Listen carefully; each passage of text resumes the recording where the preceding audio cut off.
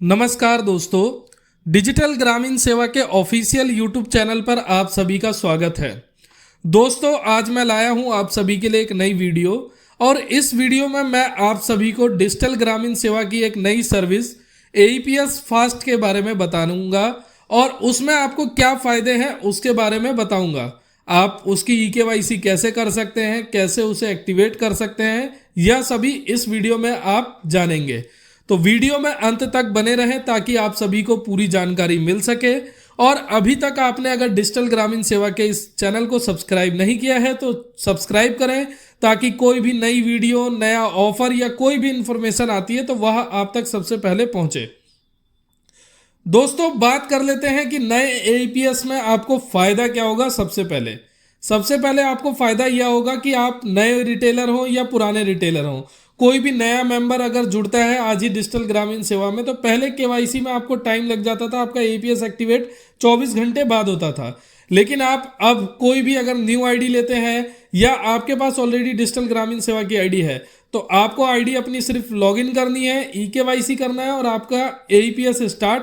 आप अपने कस्टमर को आधार विड्रॉल की सुविधा दे सकते हैं और साथ ही कमीशन सबसे ज़्यादा कमा सकते हैं, जिसमें हम आपको दिखा भी देते हैं।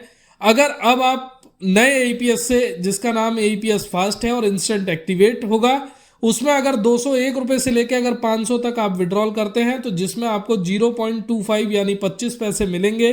अगर आप 501 से 999 तक करते हैं तो आपको 1.5 रुपये मिलेंगे और अगर आप 1000 से 1499 तक करते हैं तो आपको 3.5 रुपये कमीशन मिलेगा। अगर आप 1500 से 1999 तक करते हैं तो आपको 5 रुपये कमीशन मिलेगा। 2000 से अगर आप 2499 करते हैं तो आपको 6 रुपये कमीशन मिलेगा और साथ ही आप 2500 रुपये से 2999 तक करते हैं तो आपको 8 रुपये कमीशन मिलेगा। और अगर आप 3000 से 10,000 रुपये तक अपने किसी भी कस्टमर का विड्रॉल करते हैं तो आपको 11 रुपये तक कमीशन मिलेगा। साथ ही आप कभी भी अपने कस्टमर का विड्रॉल करते हैं तो उसके साथ आप मिनी स्टेटमेंट कर सकते हैं जिसमें आप 2 रुपये अतिरिक्त प्राप्त करेंगे। और जिस भी कस्टमर को आपके अगर 10,000 से ज़्यादा विड्रॉल करना चाहता है तो कुछ ऐसे बैंक है जिसमें आप आधार पे के द्वारा एक बार आपने AEPS कैश विड्रॉल से 10,000 निकाल लिया तो दूसरी बार नहीं निकलता है, लेकिन ज़्यादातर 80% बैंकों में हो जाता है। अगर कस्टमर को 20,000 की ज़रूरत है तो आधार पे से निकाल सकते हैं, जिसमें आपको मात्र 0.25% चार्ज लगेगा। यानी आप कहीं भी और दूसरी जगह अगर काम करते हैं या डिजिटल ग्रामीण सेवा के जो पुराने AEPS से काम कर रहे हैं तो आपको 0.36% तक चार्ज लगता था, लेकिन यहाँ पे आप 10,000 रुपये का अगर आधार पे द्वारा विड्रॉल करेंगे तो मात्र आपको 25 रुपये चार्ज लगेगा। यानी यहाँ पे भी आपको बेनिफिट मिला, साथ ही AEPS में भी आपको एक्स्ट्रा कमीशन मिला। तो यह AEPS न्यू AEPS के आपको फायदे हैं। अब आपको बताते हैं कि इसकी eKYC कैसे करनी है और कैसे इसे एक्टिवेट करना है। आपने चाहे आज फर्स्ट टाइम रिटेलर आईडी अपनी लॉगिन करी हो या फिर आप पुराने डिजिटल ग्रामीण सेवा के रिटेलर हो, आप जब अपनी आईडी को लॉगिन करेंगे तो लॉगिन करने के बाद आपको सबसे पहले ही ऑप्शन आएगा, यहाँ पे आप देख सकते हैं AEPS फास्ट का, ठीक है, जिस पे आपको क्लिक करना है। क्लिक करने के बाद आप देखेंगे ऐसा ऑप्शन खुलेगा।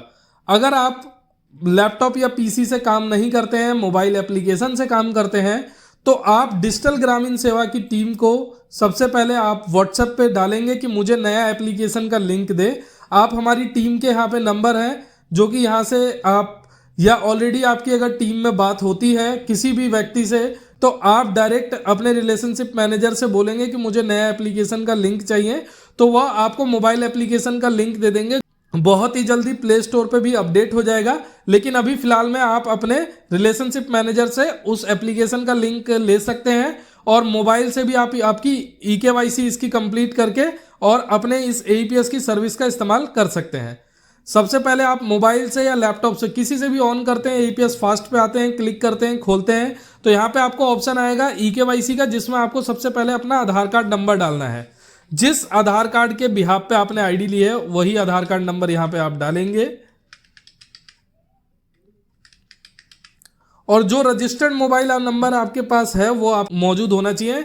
कई लोगों का ये क्वेरी होती है कि सर ऐसा तो नहीं कि आधार कार्ड में रजिस्टर्ड मोबाइल नंबर हो तभी होगा। नहीं, आपका डिजिटल ग्रामीण सेवा में जो रजिस्टर्ड मोबाइल नंबर है, कोई भी मोबाइल नंबर, उसे आपके पास होना चाहिए, उस पर आपका ये OTP आएगा। आधार से लिंक वाले की कोई इसमें ज़रूरत नहीं है। आप सिर्फ आधार कार्ड नंबर यहाँ पे डालेंगे और कैप्चर फिंगर पे क्लिक करेंगे। आपकी मशीन में लाइट जलेगी। सक्सेसफुल होने के बाद आपको सबमिट पे क्लिक करना है।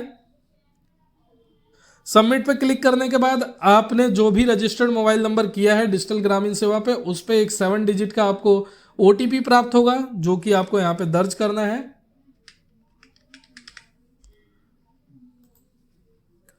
ओटीपी दर्ज करने के बाद यहां पे आप देखेंगे कि आपकी ईकेवाईसी सक्सेस हो चुकी है। ईकेवाईसी यहां पे सक्सेस होने के बाद आप सर्विसेज पे एक बार क्लिक करेंगे और अपने इस पेज को रिफ्रेश करेंगे। कोशिश करिएगा या तो अपनी आईडी को आप लॉग आउट कर दें, या फिर आप अगर मोबाइल एप्लीकेशन से भी चला रहे हैं तो अपनी आईडी को एक बार लॉग आउट कर दें ईकेवाईसी के बाद, और दोबारा अपनी आईडी को लॉग इन करें।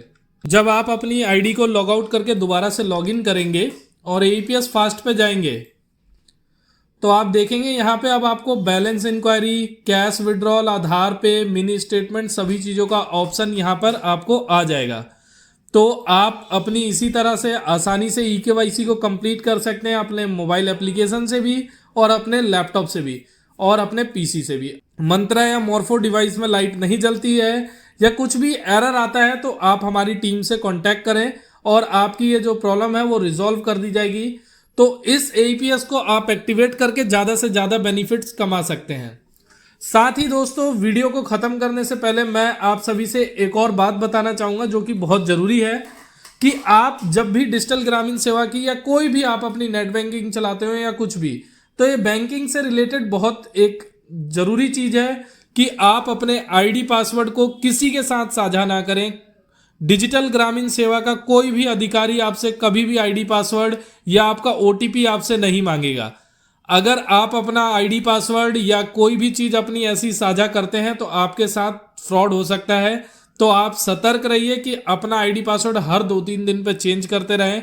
हो सकता है आपकी दुकान पे कोई पर्सन आता है जिसने आपको आईडी और पासवर्ड डालते हुए देख लिया है, या हो सकता है आपने पासवर्ड को अपने सेव किया है और उसने आपकी सेटिंग में जाके उस पासवर्ड को देख लिया है और ढूंढ लिया है, निकाल लिया है।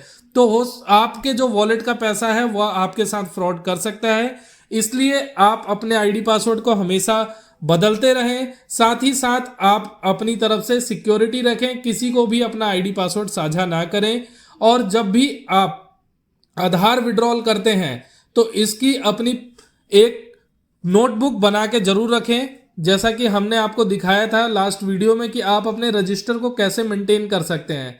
यहाँ पे आप डिजिटल ग्रामीण सेवा के चैनल पर जाएंगे तो यहाँ पे आप देख सकते हैं कि हमने आपको बताया था कि आप डिजिटल ग्रामीण सेवा पे अपना रजिस्टर मेंटेन कैसे करेंगे ट्रांजैक्शन का।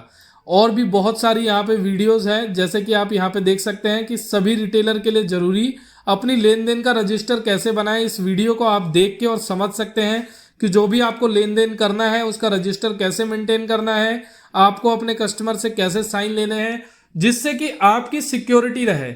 कस्टमर आपके पास आते हैं, आधार से विड्रॉल कराते हैं और आधार से विड्रॉल कराने के बाद आपसे कैश भी ले लेते हैं और बैंक में जाके ऐसी कंप्लेंट भी कर देते हैं कि आपने उन्हें पैसा नहीं दिया। और जब आपके पास बैंक अधिकारी या कोई भी ऐसा आता है तो आपके पास कोई भी सबूत नहीं है।